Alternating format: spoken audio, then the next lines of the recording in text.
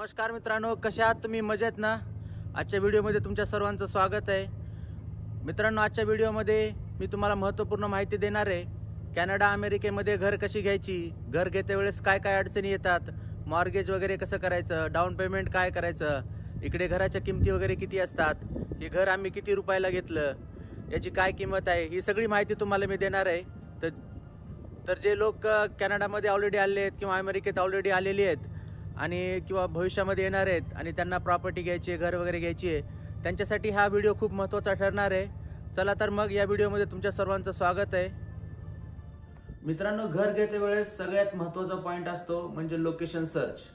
Location search म्हणजे काय की आपल्याला कुठल्या एरियामध्ये घर घ्यायचं आहे, कुठला एरिया जास्त महत्त्वाचा आहे, कुठल्या एरियाला इन फ्युचर डिमांड वगैरे येऊ शकतं किंवा कुठल्या एरियामध्ये आपण राहायला गेलो तर आपल्या फॅमिलीसाठी चांगलं राहील, ही गोष्ट खूप महत्त्वाची असते. तर घर घेते वेळेस तुम्ही लोकेशन सर्चला सगळ्यात महत्त्वाचं पॉईंट बघा, कारण लोकेशन जर एकदा डिसाईड झालं तर मग पुढच्या गोष्टी एकदम सोप्या होतात. आता इकडे कॅनडा अमेरिकेत कसं असतं की घर शोधण्यासाठी इकडे वेगवेगळे रिअल इस्टेट एजंट्स आहेत आणि रिअल इस्टेट एजंटच्या वेगवेगळ्या वेबसाईट्स आहेत आणि मग तुम्ही काय करू शकता, त्यांच्या वेबसाईटवरती जाऊन एरियानुसार तुम्ही घर सर्च करू शकता. की तुम्ही समजा एखाद्या पर्टिक्युलर एरियामध्ये घर बघत असाल तर त्यांच्या वेबसाईटवरती जायचं आणि त्या पर्टिक्युलर एरियाचं किंवा त्या लोकेशनचं नाव टाकायचं आणि त्या एरियामध्येच मग तुम्ही घर सर्च करू शकता. कॅनडा अमेरिकेत कसं असतं मित्रांनो, समजा तुम्ही घर सर्च केलं ऑनलाईन वगैरे आणि तुम्हाला ते घर आवडलं तर ते घर आवडल्याच्या नंतर आपल्याला डायरेक्ट त्या घरी जाता येत नाही. की आपल्याला जर पाहायचं असेल तर तिथे आपण डायरेक्ट जाऊन त्यांचा दरवाजा वाजवू शकत नाही. तर त्याच्यासाठी काय केलं असतं, जो घराचा मालक आहे त्या घराच्या मालकाने काय केलं असतं, एक एजंट ठेवलेला असतो, रिअल इस्टेट एजंट असतो. तर तो रिअल इस्टेट एजंटच त्याचा तो म्हणजे त्याच्याकडे अधिकार दिले असतात की कोणाला दाखवायचं कोणाला नाही वगैरे. तर काय करावं लागतं मग सिच्युएशनला, जर तुम्हाला ते घर वगैरे आवडलं, ती प्रॉपर्टी तुम्हाला आवडली तर त्याच्यानंतर तुम्ही काय करायचं, घर ज्यांनी लिस्टिंगला टाकलेलं आहे त्यांचा जो एजंट आहे तिथे त्यांचा कॉन्टॅक्ट नंबर किंवा त्या घराच्या समोर त्यांनी असा बोर्ड लावलेला असतो मोठा, त्या बोर्डवरती त्या माणसाचा फोन नंबर, ईमेल सगळी माहिती दिली असते. मग आपण काय करायचं, त्या माणसाला कॉल करायचा. कॉल केल्याच्या नंतर त्यांना सांगायचं की असं असं ही प्रॉपर्टी मला आवडलेली आहे आणि मला घ्यायची आहे, तर तुम्ही मला कधी दाखवाल. तर तुम्ही तुमचं पण एक एजंट ठेवलेलं बरं असतं, कारण मार्केटमध्ये भरपूर रिअल इस्टेट एजंट आहेत आणि त्यांना कसं असतं, त्यांना मार्केटचं नॉलेज असतं, कुठल्या एरियामध्ये घर कितीला आहे, किती प्रॉपर्टी वगैरे काय याचं त्यांना डीप नॉलेज असतं. आणि त्याच्यामुळे तुम्ही जर तुमचा स्वतःचा पण एक एजंट ठेवला तर ते खूप फायद्याचं असतं, कारण पुढे चालून डॉक्युमेंटेशन करणं, पेपर वर्क करणं, ह्या सगळ्या गोष्टी कॉम्प्लिकेटेड असतात. त्याच्यामुळे तुम्ही तुमचा एक एजंट असलाच पाहिजे, जो एजंट तुम्हाला बार्गेनिंग वगैरे करण्यासाठी किंवा गायडन्स करण्यासाठी त्याचा खूप महत्त्वाचा रोल असतो. आता मित्रांनो, तुम्हाला सांगतो कॅनडामध्ये ॲव्हरेज घराच्या प्राइस वगैरे कशा आहेत. आता वेगवेगळ्या स्टेटमध्ये थोडंफार एक 5-10% डिफरन्स येऊ शकतो.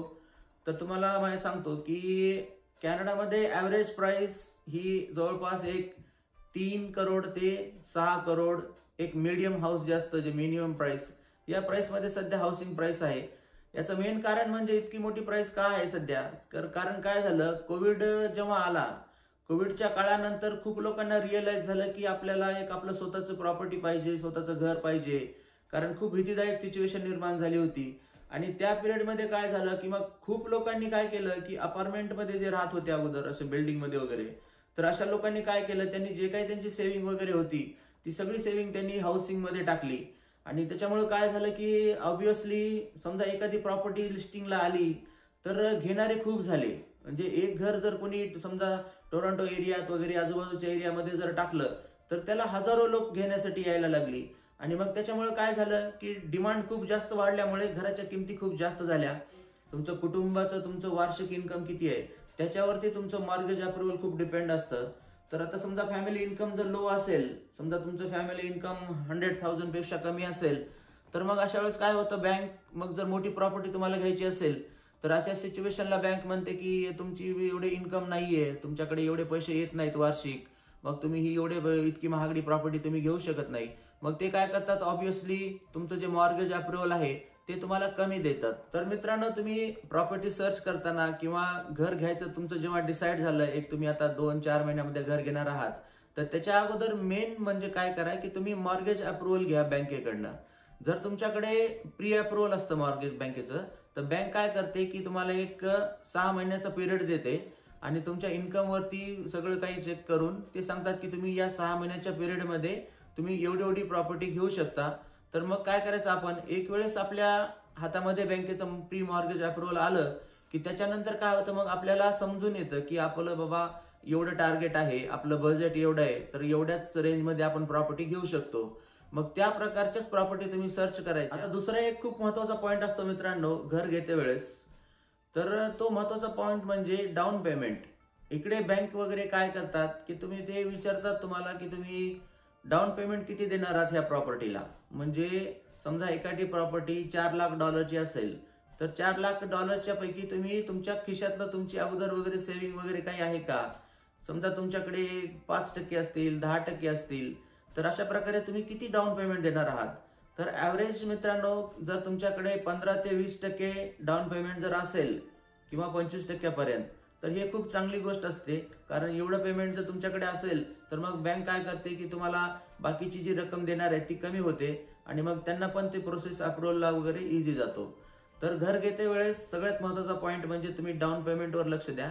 जर तुमच्याकडे चांगली सेव्हिंग असेल 15-20%, तर त्याचा तुम्हाला नक्की फायदा होईल. अगोदर सांगितल्याप्रमाणे मित्रांनो तुम्हाला घर घेते वेळेस रिअल इस्टेट एजंटची खूप गरज लागते.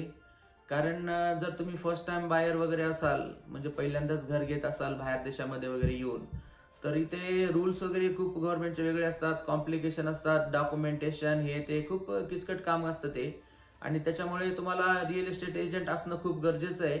आणि तो असला तर त्याचं तुम्हाला बेनिफिट होतात. आणि जर चांगला रिअल इस्टेटचा एजंट तुम्हाला भेटला, जर तो तुम्हाला चांगलं गायडन्स वगैरे केलं, तर तुम्हाला नक्की त्याच्यामध्ये फायदा होतो. आता बरेचसे तुम्हाला सांगतो, आम्ही जेव्हा घर घेतलं त्यावेळेस असे काही आम्हाला एजंट भेटले होते. जवळपास आम्ही 8-10 एजंट सोबत काम केलं होतं. तर असे काही एजंट असतात त्यांचं फक्त एकच टार्गेट असतं की याला पटकन कुठेतरी प्रॉपर्टी घेऊन देऊया, काहीतरी करूया. कारण काय असतं, त्याला त्याच्यामध्ये कमिशन भेटतं. जर त्याला तुमच्यावरती समजा त्यांनी 2 महिने 3 महिन्याचा जर टाइम घातला, तर मग त्याचा पण टाइम वेस्ट होत जात असतो. आणि मग हळूहळू त्यांना वाटायला लागतं अरे यार हा काय घेतो का नाही की असं तसं. मग त्याच्यामुळे मग ते तुमच्याकडे दुर्लक्ष करायला लागतात. आणि त्यांना वाटतं की एखादा कस्टमर जर आपल्याकडे आला तर त्यांनी 1 आठवड्याच्या आतमध्येच घर घ्यावं. अशा पण मेंटॅलिटीचे काही एजंट वगैरे असतात. तर अशा एजंटपासून तुम्ही सावध राहा. आणि जर तुम्हाला घर आवडलं तरच घ्या. फक्त त्या एजंटला आवडलं किंवा तो एजंट खूप काही गोड गोड माहिती देतोय, तू सांगतोय की हा याच्यासारखं दुसरं लोकेशन नाही, ही प्रॉपर्टी सगळ्यात बेस्ट आहे, असं तसं, असे गुंडाळणारे एजंट पण खूप असतात मित्रांनो. अशा एजंट पासून थोडं सावध राहा. प्रामाणिक एजंट बघा, जो चांगला एजंट आहे, 1-2 दिवस त्याच्यासोबत काम करा, 1 आठवडाभर काम करा. जर त्याचं बिहेवियर, त्याचं वागणं, त्याची माहिती देण्याची पद्धत वगैरे जर तुम्हाला आवडली तर तुम्ही त्याचा यूज करा. आणि हेही गोष्ट लक्षात ठेवा की आपण जेव्हा एखाद्या एजंटचा उपयोग करतो त्यावेळेस त्याचं पण काही आपल्यामुळे नुकसान होऊ नये, किंवा आपण फक्त टाइमपाससाठी प्रॉपर्टी बघत आहोत, आपलं काही म्हणजे रिअल खरं नाही, आपल्याला घ्यायची की नाही हे काही खरं नाही, असं पण तुम्ही करू नका. कारण कसं होतं, मग त्यांचा पण टाइम वाया जातो, त्यांचं पण पेट्रोल येणं जाणं या सगळ्या गोष्टीचा इफेक्ट होत असतो. त्याच्यामुळे तुम्ही पण प्रामाणिक असणं खूप गरजेचं आहे. मित्रांनो, हा एजंट काय करत असतो, या एजंटला तुम्हाला एक ठराविक फीस असते ठरलेली, जसं की 2%, 3% रक्कम तुम्हाला त्यांना द्यावंच लागते. तर काय असतं, समजा तुमचं घर $5 लाख आहे, तर $5 लाख पैकी त्याला 2% रक्कम ऑटोमॅटिकली जाते. तर काय होतं, जेव्हा तुम्ही घर घेतलं आणि घर घेतल्याच्या नंतर जे काही त्याचं पेमेंट वगैरे आहे ते पेमेंट मग ऍक्च्युअली बँकेकडनं त्यांना जातं. आणि मग तुम्ही समजा एखादं घर घेतलं एखाद्या एजंटच्या थ्रू वगैरे, त्याच्यानंतरची स्टेप असते मित्रांनो की तुम्हाला लॉयरची गरज असते, म्हणजे वकिलाची गरज लागते. तर वकील काय करतो की जे प्रॉपर डॉक्युमेंटेशन आहे, जे काही पेपर वर्क वगैरे आहे, सगळं काही हा सगळं वकीलच करतो. कारण ते काम कॉम्प्लिकेटेड असतं, आपल्याला काही करणं शक्य नाही. त्यांना दररोजची सवय असते, ते दररोज अशीच कामं करतात, त्यांचा स्टाफ वगैरे असतो. तर तुम्हाला वकील लागतोच सगळे कागदपत्र वगैरे प्रॉपरली करण्यासाठी प्रॉपर्टीचे. तर वकिलाची फीस एक ॲव्हरेज कॅनडामध्ये आहे $1500 ते $2000 एवढ्या प्रमाणामध्ये ते फीस घेतात, त्यांचं पेपर वर्क वगैरे सगळे कामं करून देण्यासाठी. तर ही एक लीगल फीस आहे आणि ही मात्र प्रत्येक प्रॉपर्टी ओनरला द्यावंच लागते तेवढी. तर मित्रांनो, अशा प्रकारे तुम्ही एखादी प्रॉपर्टी घेतली, सगळं काही झालं, तुम्ही पेपर वर्क केलं, तुम्ही डॉक्युमेंटेशन केलं, सगळं काही केलं, डाऊन पेमेंट दिलं, तुमचं मॉर्गेज वगैरे अप्रुव्हल वगैरे आलं, सगळं काही झालं आणि ही प्रॉपर्टी आता तुमच्या नावावरती झाली. त्याच्यानंतर काय असतं मित्रांनो, त्याचं पोजेशन असतं. पोजेशन म्हणजे काय की त्या घराची आपला मालकी हक्क, आपण तिथे जाऊन कधी राहणार. तर त्याच्यासाठी इकडे जनरली काय करतात, जो सुरुवातीचा ओनर आहे तो काय करतो की त्याला पण एखाद्या दुसऱ्या घरामध्ये वगैरे जायचं असतं किंवा त्याचं पण मुव्हिंगचे काही प्लॅन वगैरे असतात, तर तो काय करतो किंवा मला 1 महिन्याचा टाइम द्या, 2 महिन्याचा टाइम द्या, असं ते टाइम मागतात. आता काही काही वेळेस जर त्यांना जास्त गरज असेल तर 3-4 महिने असं टाइम मागतात, पण ॲव्हरेज कमीत कमी 1 महिना आणि 2 महिने या रेंजमध्येच तिकडे पैसे टाइम मागतात. त्याला पोझिशन टाइम म्हणतात. तर तो टाइम आपल्याला त्या ओनरला द्यावा लागतो, तो जो अगोदरचा घरमालक आहे त्याला द्यावा लागतो. मग त्या पिरियड नंतर मग तो काय करतो, आपल्या एजंटला कॉन्टॅक्ट वगैरे करून एक तारीख ठरते आणि त्या तारखेच्या दिवशी मग तो घर सोडतो कम्प्लिटली. आणि घर सोडलं की मग त्याच्यानंतर दुसऱ्या डेला तुम्ही वकिलाकडे जायचं. वकिलाकडे जाऊन तुम्हाला मग त्या घराची चावी त्यांच्याकडे दिलेली असते, ती चावी तुम्ही घ्यायची. चावी घेऊन मग तुम्ही तुमच्या घरामध्ये यायचं. आता घरामध्ये येण्याच्या अगोदर मित्रांनो, समजा तुम्हाला आता वकिलाने आज चावी दिली, तर चावी दिल्याच्या नंतर तुम्ही फर्स्ट थिंग काय करायची की त्या घरामध्ये यायचं. घरामध्ये येऊन सगळीकडे व्यवस्थित चेक करायचं. कारण काय असतं, जेव्हा आपण घर पाहायला येतो त्यावेळेस आपल्याला सगळं काही प्रॉपरली त्यांनी अरेंजमेंट वगैरे केलेली असते, सगळं काही नीटनेटकं वगैरे सगळं ठेवलेलं असतं. पण जेव्हा तो माणूस त्या घरामधनं बाहेर जातो त्यावेळेस काही गोष्टी डॅमेज वगैरे होऊ शकतात. जसं की त्याचं काही फर्निचर वगैरे असेल, काही असेल तर तो काढते वेळेस सगळे भिंतीला स्क्रॅचेस होऊ शकतात किंवा फ्लोरिंगला काही डॅमेज होऊ शकतं किंवा इतर कुठल्या अप्लायन्स वगैरे काही प्रॉपरली वगैरे आहे का. तर फर्स्ट थिंग खूप महत्वाची आहे की तुम्ही घरामध्ये आल्याच्या नंतर पहिल्या 2 तासामध्ये 4 तासामध्ये त्या घराचं प्रॉपर सगळं इन्स्पेक्शन करायचं. इन्स्पेक्शन झाल्याच्या नंतर मग जर तुम्हाला काही असं आढळून आलं की ही गोष्ट त्यांनी प्रॉपरली केली नाही, ही अगोदर तर एवढं इथं काही असं डॅमेज नव्हतं, हे नव्हतं, अशा काही गोष्टी जर तुम्हाला आढळल्या तर तुम्ही काय करायचं, लागलीच तुमच्या एजंटला कॉन्टॅक्ट करायचं. एजंटला कॉन्टॅक्ट करून सांगायचं की अशा प्रकारचं इथे डॅमेज वगैरे झालेलं आहे जे अगोदर नव्हतं. मग एजंट काय करतो, लगेच त्यांच्या जो घरमालकाचा जो एजंट आहे त्याला कॉन्टॅक्ट करतो आणि त्यांना सांगतो की असं असं ओनरनी ते प्रॉब्लेम दाखवलेले, असं डॅमेज वगैरे झालेलं आहे.